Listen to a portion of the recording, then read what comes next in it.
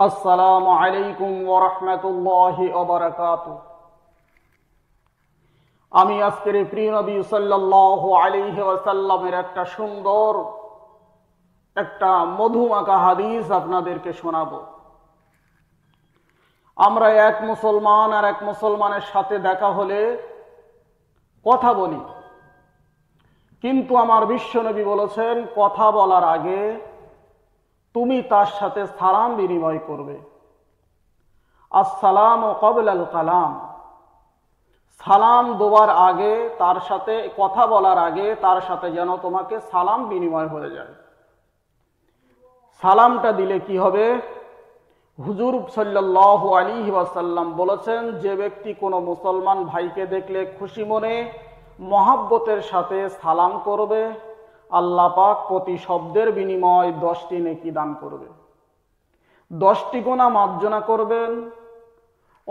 অন্যত্রে বলেছেন, সেই ব্যক্তিদ্বয়ের হাত দুইটি পৃথক করার পূর্বে উভয়ের সগীরা গুনাহ মাফ করে দেবেন, আর ওদের মধ্যে ভালোবাসা, প্রীতি, মহাব্বত শৃঙ্খলে আবদ্ধ করে দেবেন। আর যদি কেউ প্রথম সালাম করে, সে দুটি সুন্নত জিন্দা করলো আর অহংকার দূর করলো। হাদিসটা আপনারা বুঝতে পেরেছেন যে আমার বিশ্বনবী সাল্লাল্লাহু আলাইহি ওয়াসাল্লাম সালাম সম্পর্কে কি বলেছেন। এইবার চলুন, সালাম কেমন করে দিতে হয় আমরা আদেও জানি না, বা কারুর কাছ থেকে শিখিনি, চেষ্টাও করলাম না। কেমন ভাবে সালাম দিতে হবে তাও আমরা জানি না। একটা মানুষকে দেখা হলো, ভুলভাল বলে দিলাম আসসালামু আলাইকুম, আসসালামু আলাইকুম, কিন্তু এমন করে সালাম দেওয়া উচিত নয়।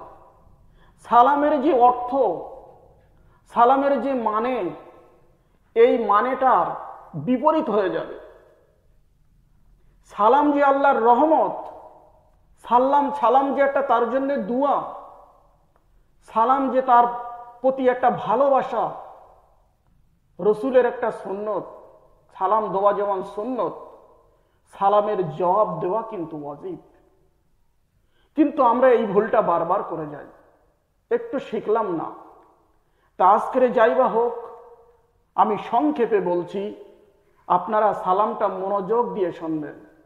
হাদিসে যত রূপ যেমন ভাবে আছে, যেমন রূপে লেখা আছে, আমি তেমনই ভাবে বলছি।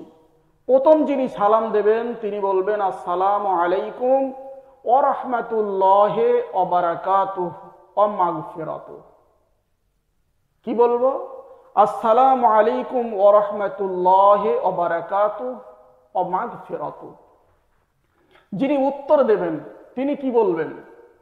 ওয়া আলাইকুম আসসালাম ওয়া রাহমাতুল্লাহি ওয়া বারাকাতুহু ওয়া মাগফিরাতুহু। এইবার সালাম বিনিময় হয়ে গেল। যদি আমরা মুসাফা করি, হাতে হাত মিলই, তখন কিন্তু এই শব্দটা আলাদা এসে যায়, ইয়াগফিরুল্লাহু লানা ওয়া লাকুম। তখন আমরা এই শব্দটা বলবো।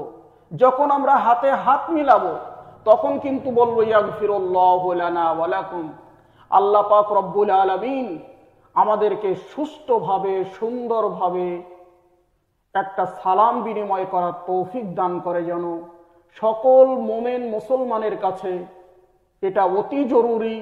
তার কারণ আমরা সালাম বিনিময় করব, আর সালামের বদৌলতে আল্লাহ পাক আমাদের রহমত নাজেল করবে, নেকি দেবে, আর সেই সালামকে আমরা দূরে রেখে দিচ্ছি। সকলকে বুঝদান করুন, আমিন।